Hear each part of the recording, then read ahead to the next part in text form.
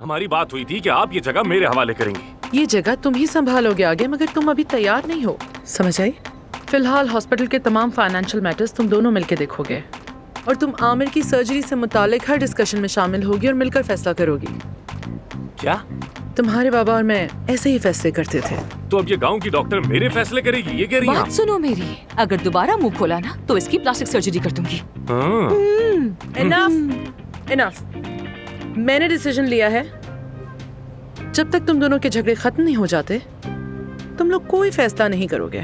Doctor Aamir, आपका मरीज इंतजार कर रहा है। आप बहुत बड़ी गलती कर रही हैं। वैसे इंतजाम काफी अच्छा है आपका, हॉस्पिटल देख के अंदाजा हो रहा है। अच्छा, फार्म के सारे डॉक्यूमेंट्स रेडी हैं, साइन कर दिया है। क्लिनिक में कोई चेंजेस लाना चाहो तो ला सकती हो।